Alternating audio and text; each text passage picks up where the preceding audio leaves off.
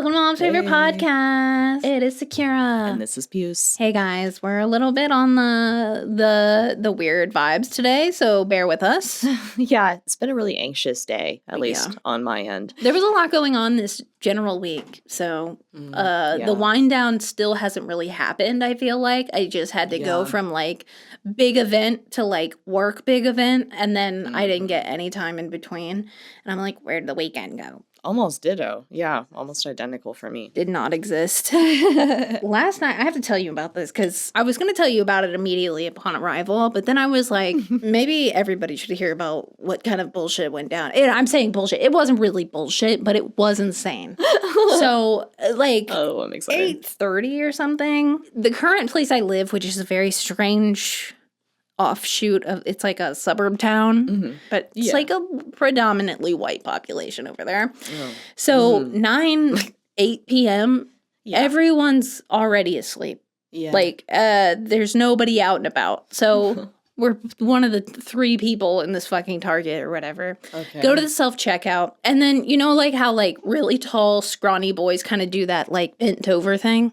Like the shoulders are bent over. And then he's got this ball cap and his ponytail. It's like mid-back, brown. And it's going through the cap. Right. And he's really skinny. And he's like jazzed. He's like, quivering at the register, and he's like talking to himself in full sentences out loud. All right. Yeah. And so like, I'm catching Tweaker now. Yeah, it's giving. And so like, I'm noticing him immediately because I was like, wow, that's a crazy ponytail. There's nothing wrong with the ponytail. I'm just somebody who's attracted to long hair on men. Nice. So visually, I was drawn to that. But then the energy of him and the way he was speaking and everything else, I was like, oh shit, this dude's kind of like on something for real. And so I'm looking at his cart. It's boxes of energy drinks. Oh my God. Boxes. Bro, you have to cut it off. Multiple boxes. Whoa. And I was like, oh, damn. Okay. So, like, it could just be straight caffeine. I'm right? Okay. So, I'm like, okay, I feel weird for thinking he's a tweaker because he's just clearly caffeinated, maybe. I don't know. And so, like, he was struggling with the self-checkout machine to the point that the robot was like, someone get this man an authority figure immediately. So, the assistant comes over and she's a teenager. And she was like, what's going on, sir? And he's like, hey, so, like, do I need to download the Target app for, like, the sales on this stuff and da-da-da-da-da. And she's like, well, no, you don't have to get the app. You can just, like, put your phone number in, and then the machine, it's, like, the one you're standing for, it can do it. And so he's like, well, you know what? I'm going to just download the app. I'll just download the app, whatever. Like, clearly not hearing her at all. Yeah. And she's like, well, no, you really don't. Like, you can just put your phone number in, and it'll be fine. It'll be faster if you do it that way. And he's like, I'm downloading the app right now. So he's, like, fucking with his phone, and she's, like, looking at me, and I'm, like, looking at her. And then she's like, and I was like, what the fuck? I was like, we got to get out of here because that was a strange, like this whole interaction is very strange. So then we get our shit. We start walking out. I'm hungry. Let's go. I want pancakes. Let's go to IHOP. Open 24 hours. Work. Okay. It's in the parking lot of this Target we are at. And so it was like easy peasy, beautiful cover girl. And though we pull up, nobody's in the parking, like not a car. Wow. In the vicinity. Which, again, like, this place, you know, it's fucking 9 at this point in time. So, like, no one's awake except us. And so... Why are they even open 24 hours then? When is the night rush? There's no night rush. There is no night rush. Not in this area. Not a single soul is out. So, we walk in, and first problem... Well, there's 2 very glaring, obvious problems. But the first thing I noticed, visually, blue light. Oh, boy. Hideous. Like bright blue light? Hideous. Yeah, because, you know, like, so LEDs come in flavors now. Right, yeah. I prefer a warm yellow. Yeah. It's comforting. Yeah, well, especially for, like, a diner setting. For a diner, for any setting. Or, honestly, for any setting. Yeah, but if you're going to have overheads, especially in an eating environment. Yeah, and it had been flipped recently. Oh. So... It's like walking into the gyno. That's like eating under fluorescence. Big. Like, yuck. Big time. Wow. I was like, I'm at the hospital. Yeah, right. So, walk Flashbacks. in. Terrifying. And it's IHOP, so it kind of already has that, like, stale, old cigarette smell mixed with this lighting. Okay, so then we walk inside. Doors, inside. No air conditioning. Whoa. So it's hundreds of degrees in there. That's messed up. And I was like, fuck, it's hot. Like, it was hotter inside of the building than it was outside. Appetite immediately gone. Yeah, I was like, oh, shit, like, it's hot. And so an employee, because there was one person in there. It was the three of us combined. She was sitting in the booths, not dressed in anything that would denote she was an employee there. Black t-shirt and jeans. And so she walks over. She's like, hey, guys, you trying to eat? And we're both like, what the fuck else are we here for? Yeah. Yes. And so she takes us to the stickiest table in the proximity. Great. And she's like, I tried to sit you next to like the ceiling fan because it's kind of hot in here. Yeah, no and shit. I was like, girl, it's really hot in here. Yeah. I was like, you should close the restaurant if you don't have air conditioning in here. It's 100 degrees outside every day. Turn the griddles off. Yeah, and you're cooking food. Like, what do you mean? It's a little hot. It's so hot. Okay. So I couldn't be outside, so I came here. Now you fucked me up. Yeah, it's my every sense is being assaulted right now. Yeah. It's sticky. It's hot. It's weirdly lit. We died in Target, and this is purgatory. Like this is the afterlife, and we're here. Yeah.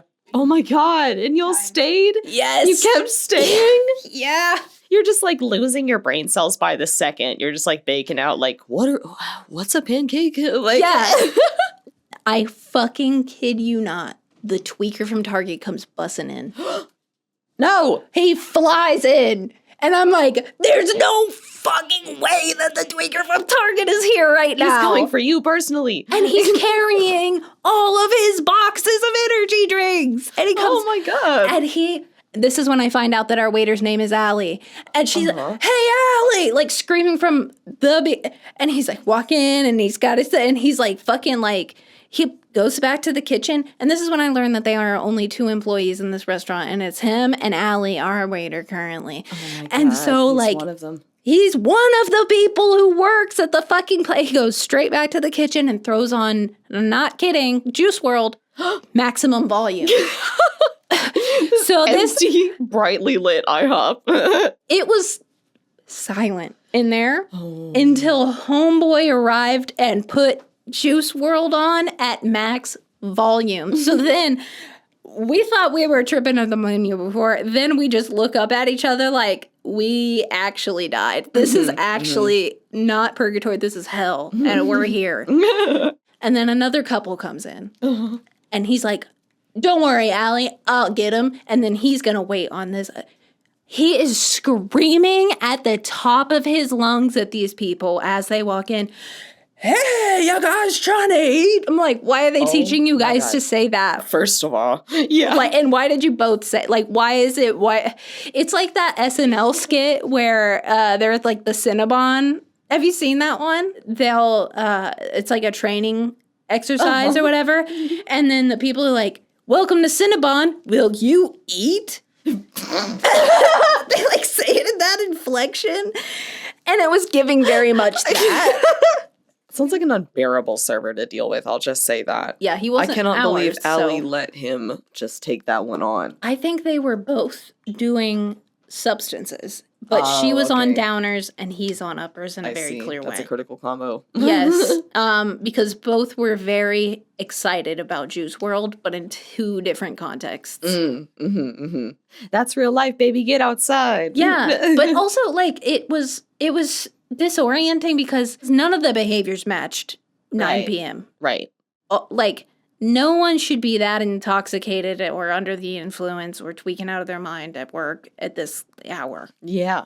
At the night shift. And maybe he had just started the night shift, and that's why he was at Target beforehand and getting the boxes of energy drink. And boxes of energy drink. Okay, yeah. Yeah. To be fair, when I used to work night shift in, like, the kitchen of a movie theater that served food, absolutely horrible. But like at a certain time of night, if it was really busy and we were gonna have to go late or something like that, it's like 2 or 4 a.m. Our managers would just put out huge barrels of like Red Bull and shit like that for us, and it would be like one of the freebies for the shift. They'd be like, yeah, just have as much as you want. Tap like into that the was barrel. our treat. No choice to leave, you know, Yeah, or like go ahead work and a do a regular fucking shift. Red Bull keg stand over there. That is when I was the most caffeine addicted of my life. I introduced the topic of what I would like to call the whore economy. I heard it from absolute icon Tina Horn, and she has a fellow podcast called Why Are People Into That? And I have loved that show for like upwards of like 7 years, maybe even 8 or 9. I love Tina Horn. She's an icon and all of her ideas are great. But the way she describes it, that it refers to social stratification within the industry of sex work. Like there's literally a whore hierarchy.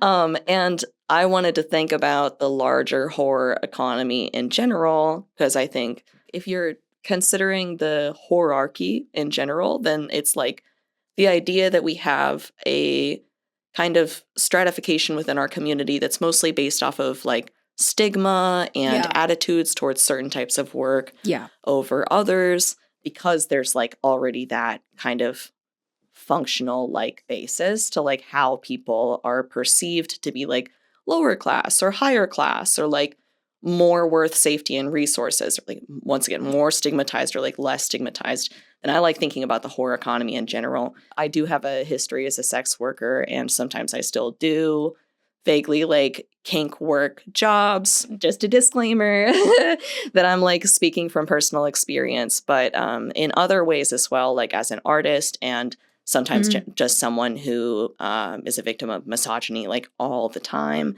I feel like there's a larger whore economy that people move within or like leverage with each other that isn't necessarily specific to sex work, but it is like connected to how people devalue and like downgrade anybody that they believe to be a whore. It's also basically your content warning for most of the episode. If you're ready to tap out, now would be the time. But I hope you stay, because this is like one of my favorite topics, and I feel like it's genuinely something that like get learned. A lot of people could look at their own lives and like realize that this whore economy and this whorearchy affects them, you know, like the Madonna whore complex. If you know what that is, I think that really heavily fits into things where it's like, you don't have to be a sex worker, but because of some people's attitudes about where they own your body and like how and what they might have access to,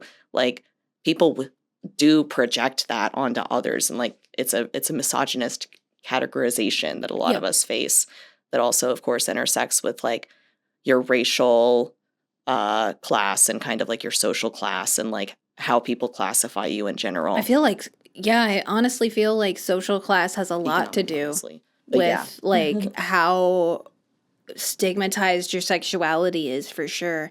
There was and I don't know how this actually came to be, but like sometimes when people like see pictures of me and they're like, oh, you look like a porn star. I'm like, because both of us deal with this really regularly. It also loudly tells me that something about me, regardless of what I dress like, because I'm actually somebody who dresses very modestly, generally across the board. Like there's not actually very much of your body that you can see on a regular basis. Ever. And I'm like, I've got very long hair, and I'm like somebody who's generally very polite in conversation.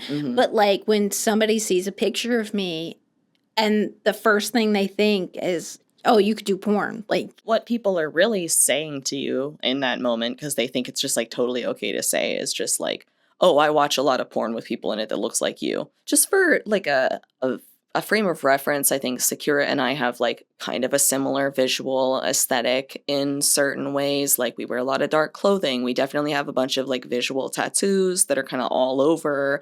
They don't look that expensive. I hope that's not insulting, but like no, I know many of them were home done.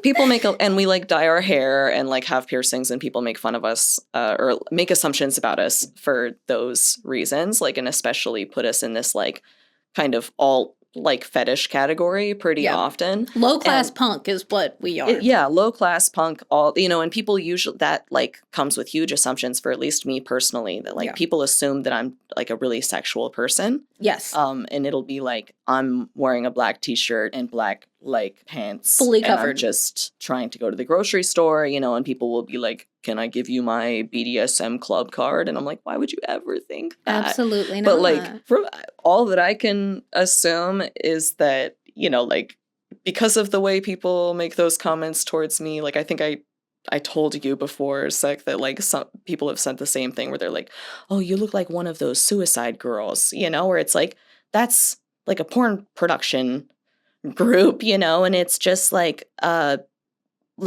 sect of porn where people have like a lot of tattoos and like alternative, it's just a typecast thing. And like they think it's socially okay to say that. It's so not. When it's really not. It's and so even not. though I may be a sex worker, like I feel really like cheapened by the interaction. It feels just in a certain way grody to me as seeing an unsolicited penis in the wild. Right. And I'm like just living my life. Right. It's just as bad as you just flashing your cock to me. Yeah, because it's completely unsolicited. But it's also the same feeling. Because it's like, okay. Because it's almost like someone saying like, I would jack off to you. That is very And I think that you're going to be into it. Yes. Yeah, because I think you would be into it enough that I'm going to tell you. Yes.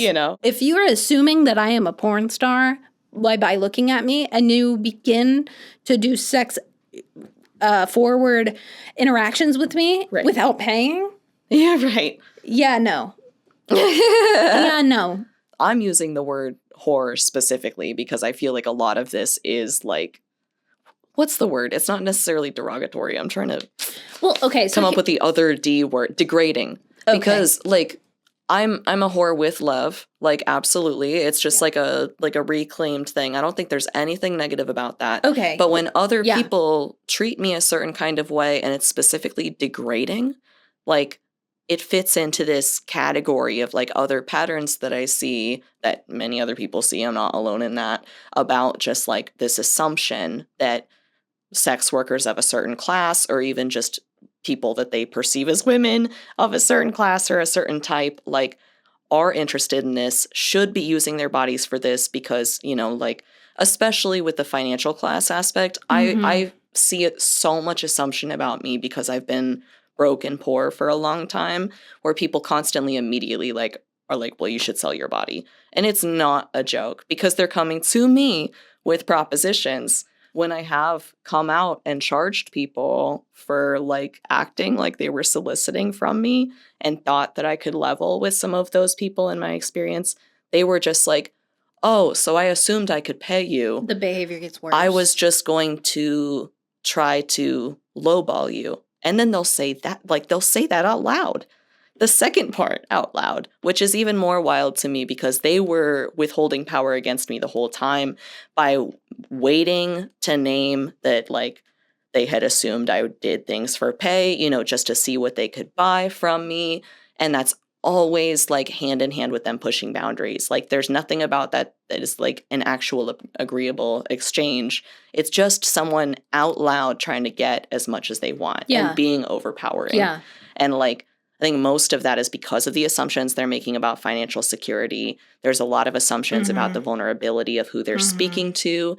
And it should be so clear that their intention is to take advantage. I've had so many people actually speak to me directly where they were like, yeah, I assumed that you were a sex worker. I just wanted to see if I could get it for free. It's like, nobody does this because that's the power move, is that they're like, I want to be the one desired by the whore. In a weird way. It's not. But then, because they also see you as a whore, like, they're just still playing a degradation game where it's not because they're earning someone's, like, attention that they respect. Yeah. Like, it's a power game how for I themselves. Can degrade you. It's like the assumption of value in the beginning of the conversation is flattery. Right. So they can talk you off of your like self-esteem. Yes. To the point that they can, it's a degradation game for sure. And maybe it's part It's devaluing what you're doing. And the power in that is sexy. like more classic vision of the whorearchy, and like many conversations about this is about, like types of sex work and societal views of different types of sex work because people experience such different stigma, where it's like, obviously if you're doing full service sex work, like in person, and you don't have your own like location to do it out of, like if you have to walk up to cars or anything like that, you're like facing probably the most danger. You're like on the ground the most, you're like the most likely to be criminalized. And then there's folks who are able to be in the comfort of their own home, like self-filming, like maybe putting out their videos through something like OnlyFans, where they're or like, a private space that they can right, rent out. It's relatively protected. It's like there's a certain level of like privilege that I think, especially in the past like 10 years, has been a much more open conversation. But I can't wait to talk to you it's also about this. because some like within the community, I've seen it. I feel like it affects things outside of the community as well. And that's what I'm hoping that we're really like getting at in this whole thing, is just that people who are doing things like cam work or who film themselves like and make money off of it, or sugar babies, for example, or because they face lesser stigma. Oftentimes, I think the people who pursue sex workers in that type of way are more likely to pay those folks, favor them, judge them. It's like the folks who are actually engaging with this content still also like judge people kind of differently on the horror meter. Like you're brought a lot more to like the derogatory horror level of judgment if you're doing sex work on the street, or you're doing something like that's considered lower class. Right. Because I feel like it's the class factor. And when we're talking about stigma in this way, you have to continuously remind yourself that when we're saying it has less stigma, we're saying it in relationship to people who are like at the level that they are needing to be. Stigma correlates really directly to like really scary things, because it is the likelihood that you will be criminalized because killed. This is like illegal work, or surveilled, killed, like held accountable for things that aren't your problem, right? Like trafficked by people who can take advantage of you, right? Facing homelessness, like stigma's real, right? If you can't tell people what kind of work you do, then you're probably more stigmatized than anyone who can just openly use their full name and be an OnlyFans girl, just because there's different levels of danger with everything. And that's because I don't want to get the wrong people to get it wrong, because it is an extremely stigmatized from all perspectives. Sex work is stigmatized, especially right now. And it is dangerous and scary work, regardless of the safety that being at the higher level can, quote unquote, give you. It's all a facade for a lot of reasons, but like, we haven't gotten to safety yet because so many people are trying to abolish sex work. That's a whole other tangent. But abolishing it is not the answer. It's more like maybe we should like decrim, like things like that. But nothing about like the stigma kind of like whorearchy implies anything about how safe or easy or like the level of work that it takes to put into your work, or like how risky it might be for you personally to be like posting whole online. Always inherent risk. It's just that it's never easy to do, and that's the things stigma is also, though, like when it comes to the hardest lines of like what affects your lived conditions, like in your ability to keep living, and that's policing and criminalization and like more time in court and things like that. That comes with social attitudes as well. And most of those are unconscious biases. So like people do tend to have like more favorable biases. Like it's been shown for the past like several years, like especially since OnlyFans launched, that people who are like cam girls, who even have the title of cam girls to kind of like broach them there, are less socially judged than people who are calling themselves sex workers or like porn stars or, like it, just about anything else. Escorts, like may be able to find, or sugar babies, I guess, more likely, may be able to find partners outside of their work who are less likely to judge their work, whereas an escort may be considered undateable. Like those kinds of relationships, those softer social repercussions like work into the system. Yeah. And it doesn't like imply that you're inherently more privileged. It's just like a loose system to understand the like ways that power is functioning. Flowing. Yeah, exactly. Yeah, totally. Well, and so like that brings a few things to mind for me. One is perceived desperation and value. Yeah. So the perceived value is what I really want to get into. Right. So like people who will try to procure sex work from people who are in dire straits.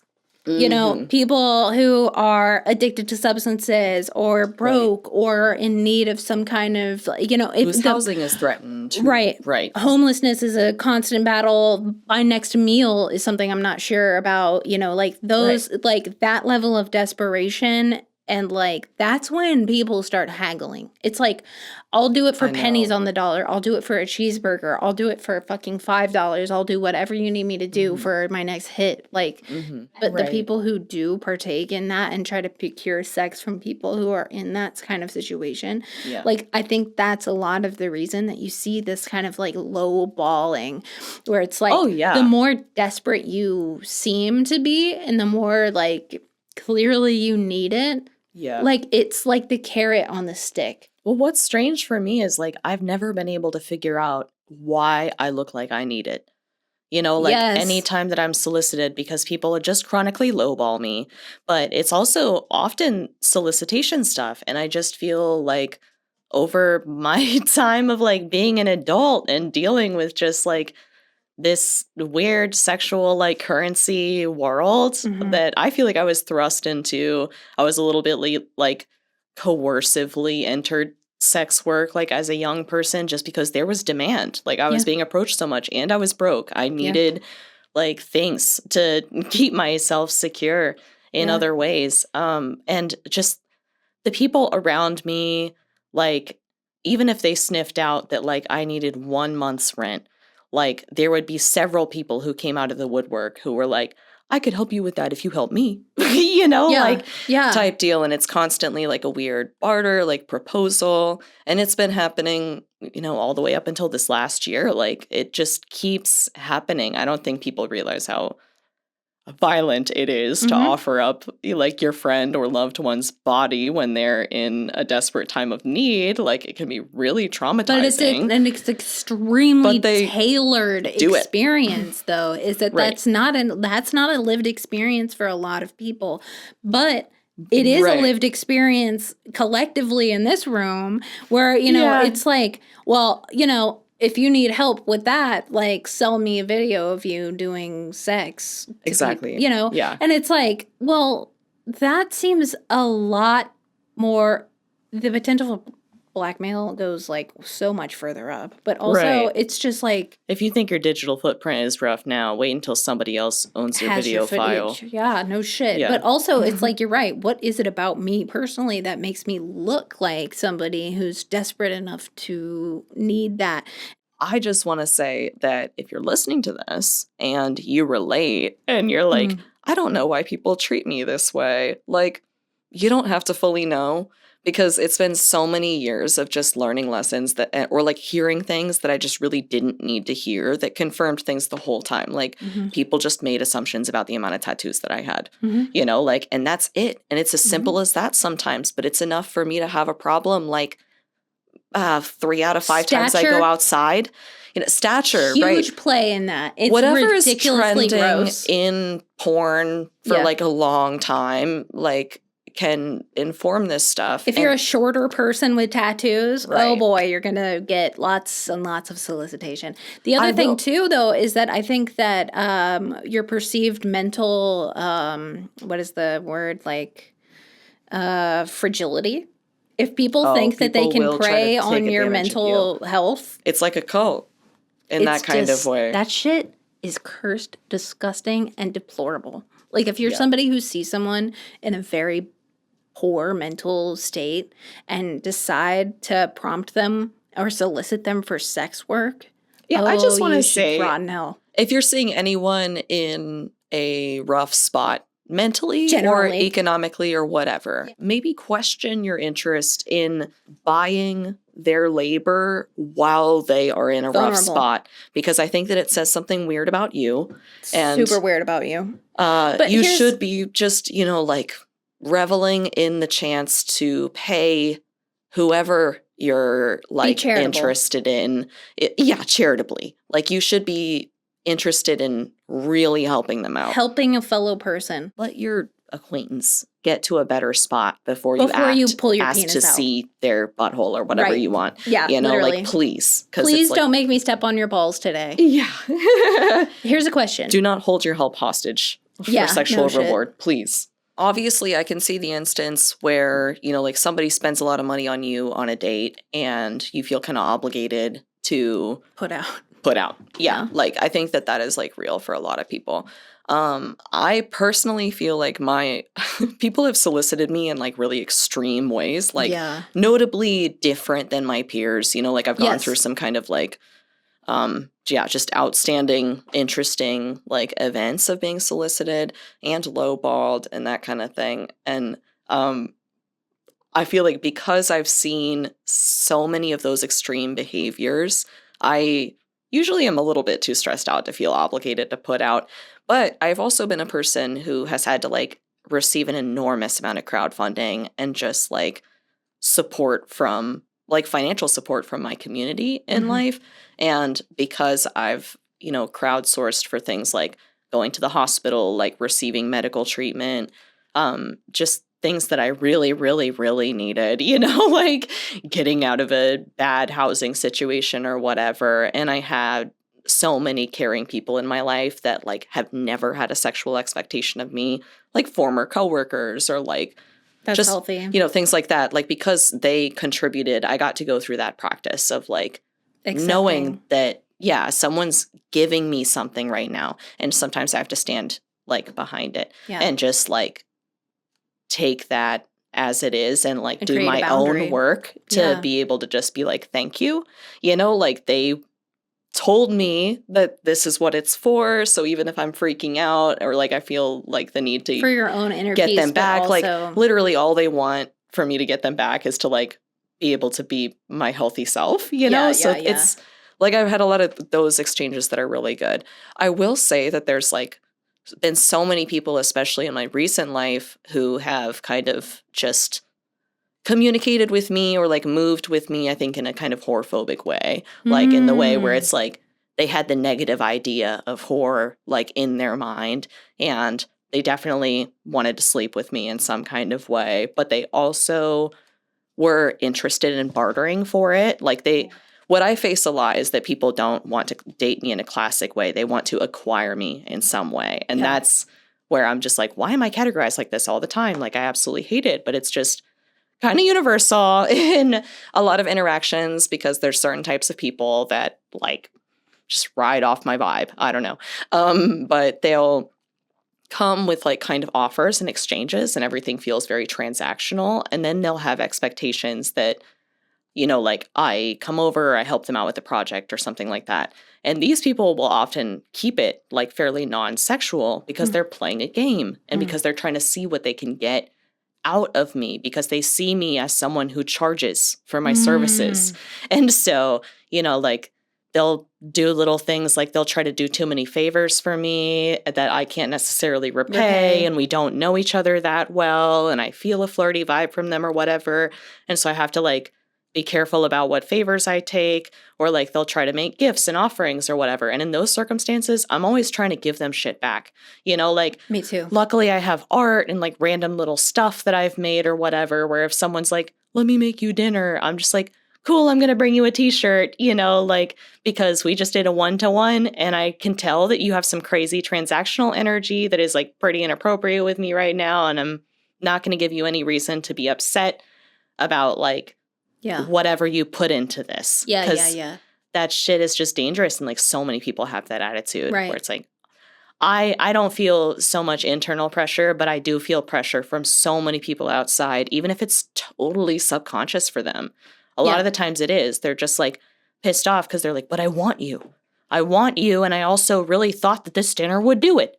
And it's like, this was supposed to seal the deal. God forbid that I could tell that your vibes were a little off and you thought that dinner was an exchange for sex. So, like, on principle, I'm not going to have sex with you. Generally, I can always tell when somebody's, like, social interactions are transactional. I'm not going to get romantically involved with someone who's coming right out the gate with that stuff. Big time. At all. Big time. They can't see it. I can see it. And that's the most unfortunate part because that makes them pissed off and it makes them react hugely. Yeah. Showing people a mirror is one of the most dangerous things that you can do. It's so true. It's like scarier than they'll ever act. Yeah. They'll just freak out. Like when you start questioning people's like core beliefs about themselves and like show them what they're actually standing for, it really scares people. And it makes them very, very angry. I have had so many people take advantage of me when I'm at a low or like insecure point.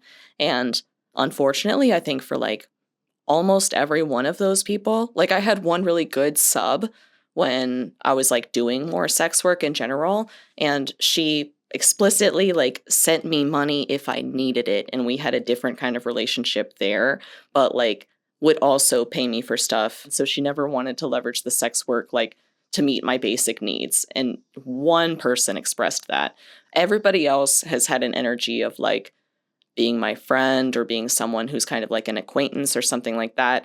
And then seeing that I'm in a time of need, especially if it's financial, especially if I'm crowdfunding or something like that, and trying to use it as like a sexual opportunity or opening. And what's so upsetting about going through that constantly and like having questions in your head about why people would do that to you or like, you know, losing a bunch of relationships because you realize that people are not actually there for you at all. They're holding out for something way more perverted than they'll admit, means that like now if I'm doing a regular job, you know, and someone's lowballing me for like a commission or anything like that, I feel all the rage in me, like the same rage, like I'm being treated like a whore on the spot. Yes. But it's also because there's a weird part of it where it's like if they're doing that to me once they've seen me, they've seen my body, you know, and they know me in that kind of way, then I have no trust that they are not reacting based off of that. It's dehumanizing both ways. It's dehumanizing as the person that is experiencing the dehumanization, but as the person who's like feeling that feeling, it makes the other person who's soliciting look like such a monster. A monster. Like you're a dog. You're a literal animal. And you could be like so stupid you barely even understand what's going on, and it does nothing to like minimize your threat level. Yeah, like now in some cases it makes it even worse because there's no stopping you. There's no reasoning with you, clearly. They want to ask you later in life, like, oh, like, why did we ever stop being friends? It's because you are a monster to me. It's because you tried to take advantage of me in a vulnerable state, and then on top of not only trying to take advantage of me in that vulnerable state, you fucking lowballed me, and you devalued me as a human being. Like, you couldn't see me as a human being. You saw me as a piece of meat. Yeah. Well, and now I think you're a fucking monster because of that. Because if you're capable of doing that to someone that you consider a friend, you're a bad person. Like, that makes me think you're a bad person. Just period. Well, and I think that's a lot of the risk for, like, getting into sex work coercively, to be quite honest, especially for young people who are, like, getting down for the first time or whatever. It's is easy like to put my butthole online. Weird friends. It's weird friends being like, I would love to, you know, like friends. Buy a picture of your boobs or whatever. It's like, yeah, it's any of those weird people who are like your acquaintance or they're actually in your inner circle. Like those, in my experience, those end up being the ones who like are more likely to take advantage of you, obviously, because they have some kind of personal detail to try and leverage against you. And it's really difficult in this whore economy for people to not do that. Not only that, it's like people who may have been your friends previous to you starting the job, but then people, meeting people while you're doing the job, then finding out what your job is, and then intentionally trying to befriend you to get that sex power over you. Stop it right now. It's disgusting behavior. Stop it. It's repulsive. It's repulsive. It's disgusting and it's despicable. It's and if sick. you fucking do shit like that, you need to seriously seek counseling immediately. Yeah, dog. There's sex therapists out there. Behavior. Please go to somebody who like literally specializes in like sex therapy, like figure it out. Real time. The kind of rounded out assumption that I have about the like slut whore dynamic is also that regardless of what you are, if people perceive you to be a slut, that weird behavior that people do where they're like, well, you have sex with a lot of people, so why not me? Why not me? Yeah. Oh, yeah. Stop existing.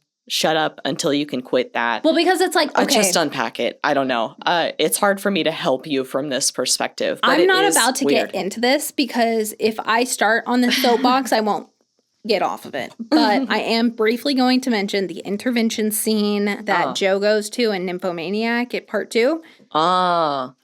She famous movie that cannot be found anymore. It's if you can find it, send me the link because it's literally one of my favorite films from start to finish. But anyway, the scene in question, she's been going to this group therapy where it's fellow sex addicts, and she's kind of been listening. Joe, the main character, listens to all of the other women's reasons as to why they're there. A lot of the reasons are from what her perspective is that they're kind of trying to fill a gap in their lives in some way. Joe then gives an incredible monologue that talks about how she isn't a whore for those reasons. She doesn't feel incomplete. When she meets someone who propositions her with that question, well, you've had a million other men, why not me? Right. There's a spoiler I can't say, but that line is explicitly used in the film, and it is the ending of the movie, and it's so perfect. Okay, but while she's at this AA meeting and she's telling these, I'm not like you.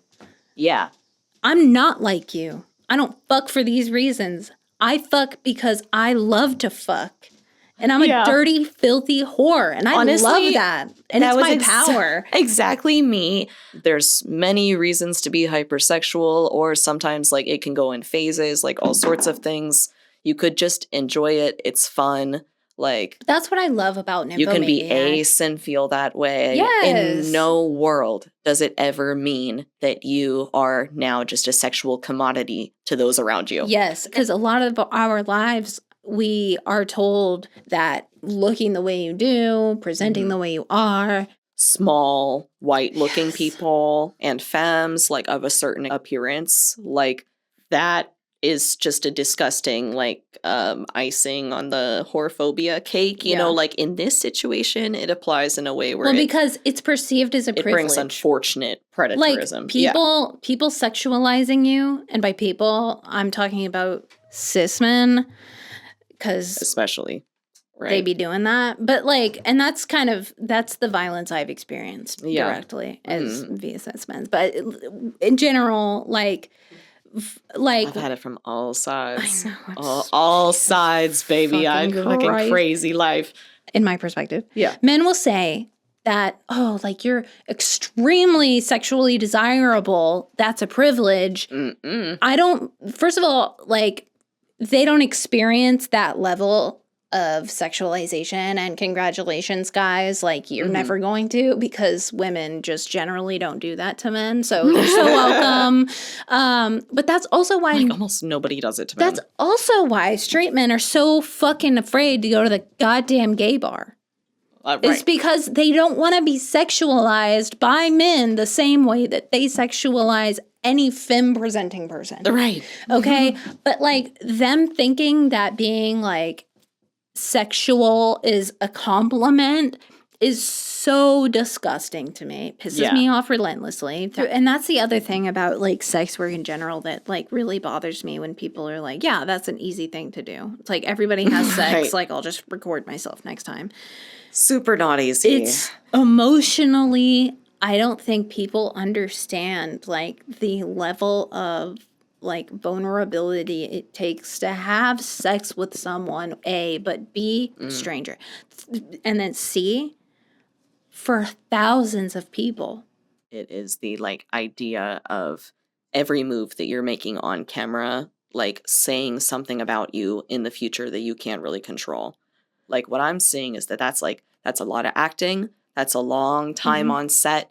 You know, like, that's just a lot of people to It's be involved nonstop. with. And I don't necessarily mean the penetration. I mean just, like, co-stars. And there's a lot of power dynamics involved when making a good show.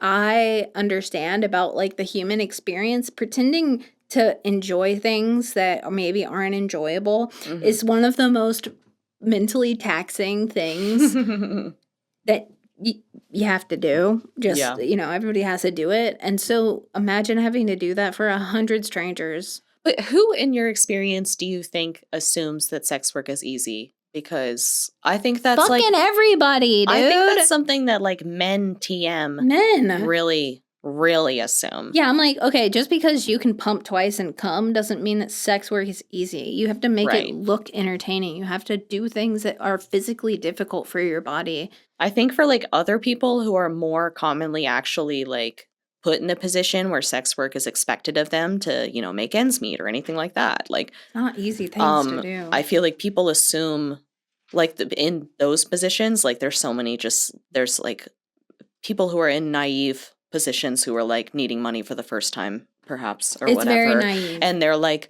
oh, I could just sell pictures of my feet. And then they may not consider like how much labor goes into it or like how or where or like whatever. And it's like so hard to take pictures of your own feet. And like, are you going to pay an assistant? All this kind of stuff. Yeah. I feel like there can be an assumption that it's easy there, but most of the time I think that also just comes out of an unfortunate fear that like that's all that we have worth to some of us. I think the people who are really putting the pressure on especially it are in like a the men, TM. Yes. The biggest consumers of porn, the biggest pushers of the market, the ones with the most power who are like, it's easy, you have a body, why not sell it? They don't.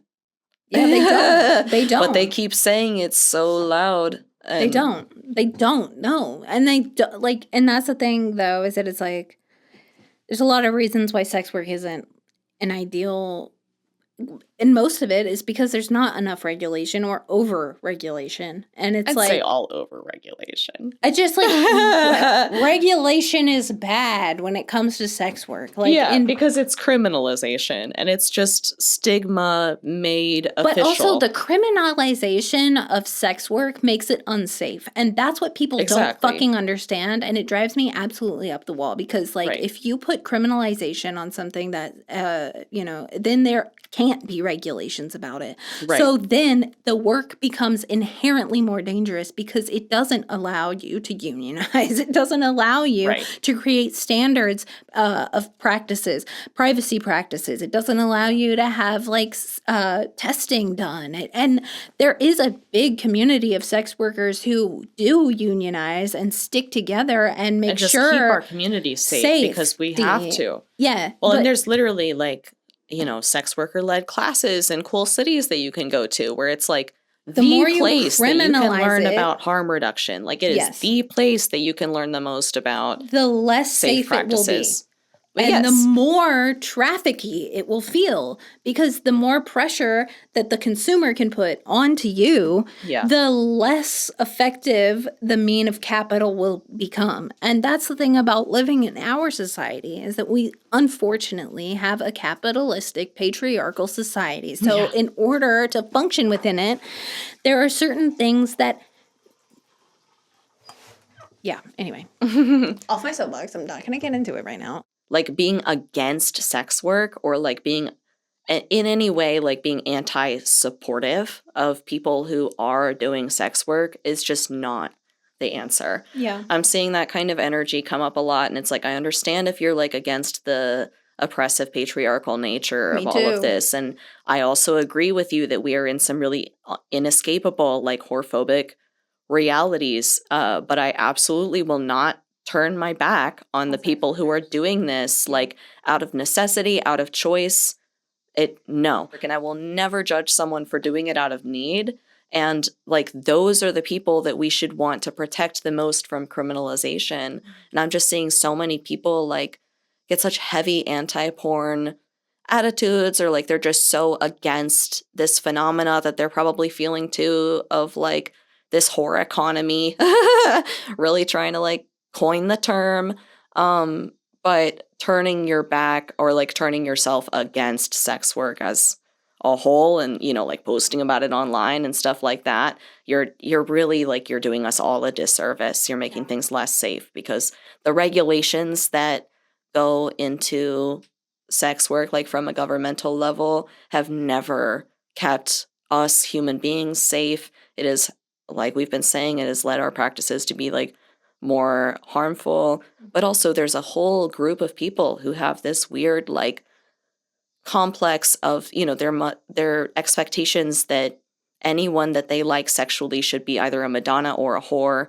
Like there's all these people who are going to get completely caught up in their hopes and dreams that they can have sex with somebody that then like is either confirmed to be bad or like they don't get, and so then they're bad for that. It's all a mess, and you can be focusing on those people who are really messy and like oppressive and like keeping the men TM in line a little bit more about how they're treating us and like everyone else rather than ever turning your back on someone who's doing sex work. The people who are doing the jobs that you personally wouldn't want to do doesn't mean that those people shouldn't be taken care of. That doesn't mean that those people shouldn't have as many rights as you do in your workplace. Also, if you want to be a trad wife and like experiment with that kind of lifestyle and like you really wish that everything was like a little bit more family focused and like whatever you attribute to that, you're still going to need to like allow space for sex workers in your reality because like they're there and like they're going to be there. The environment that's surrounding you. Right.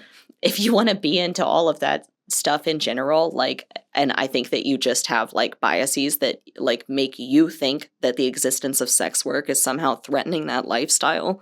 Like, it's not threatening your lifestyle. It's actually just that you really don't need to concern yourself with sex workers' business or make them the enemy, because they are not oppositional to you and your dreams. There's going to be people who are more interested in a traditional lifestyle who might follow you, and there's going to be people who are not like that at all who want to go to the strip club, and you need to let them exist like over there. If you can address like the actual biases that you have against people who do sex work and actually like listen to them sometimes, like find their Twitters, like find their podcast, listen to Tina Horns. Why are people into that? People. They're actually, in my opinion, they have some really specific insights that could help anyone navigate their life, because this sexual currency between partnerships and this whore economy, especially in a trad wife situation, it's happening at every single level. Social level in this country, especially like it's happening globally. It's happening in any gendered space, which is still this water we're swimming in, you know, like plugging everywhere. Your ears and being like la la la la la la la to things that you don't understand is going to make your inherent bias worse. And you're going to be ill-equipped. Frankly, you need to be ready to, like, if you want to be ready to learn from sex workers, you're going to be way more prepared to do anything you want to do. Even if it is the most traditional homemaking life possible, you're going to figure out through sex workers and people who have been on the front lines of like relational exchanges what it takes to keep yourself safe, how to pick out what you do and don't want, and to value yourself. And to value yourself, like how to value yourself, because we are at the front lines of like fighting being devalued all the time, nonstop, because it's the nature of the economy. And all you have to do is like get past a little bit of your bias and like remember who's the actual enemy, and like maybe it'll be easier to listen to us. Yeah, and it's not like people who are in that line of work don't want the same things that you do. Like everybody wants to have friends. Everyone wants family. I feel like that's the most common misunderstanding. They're just, y'all really think whores aren't people, huh? They're regular people just like you. Yeah, like God. Just regular everyday, like they want to have security in the same way that you want security in your life. And so like, opening an empathetic ear in any direction whatsoever, first of all, is something that will transform your life for the better. And being a knowledgeable, it's never going to hurt you. Knowing more things can't hurt you. It makes you so much kinder.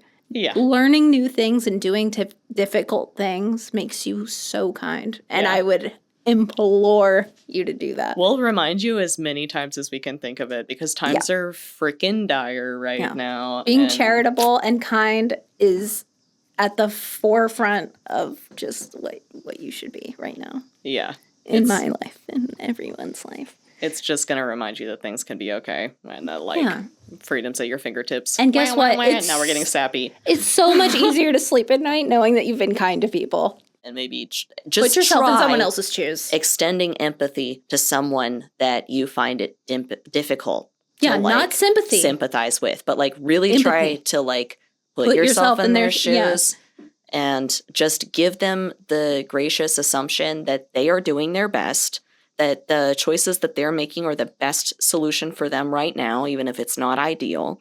That if they had the best intentions, maybe they're not showing through right now, but they could be, Assuming people have good intentions. Just try it on for size, and you don't even have to commit to it, but it's a really good exercise, and it can't hurt you, I promise. Guaranteed. Do give it a shot. Okay, oh my God. Let's wrap up this fucking cute little soapbox we're on. It's adorable, but we have to go now, guys. Please go find us on Spotify, go find us on YouTube, wherever you're not even listening or are listening, and please give us a follow. Maybe even comment if you can, even if it's just a cute little face, I don't care. It doesn't even have to be a word, but we're really trying to get our just our ball rolling so that we can appear on other people's feeds and on their radar. And we'd love to chat with you guys. We want to interact, and it's so exciting. And we'll see you next week. All right. Bye, guys. Bye.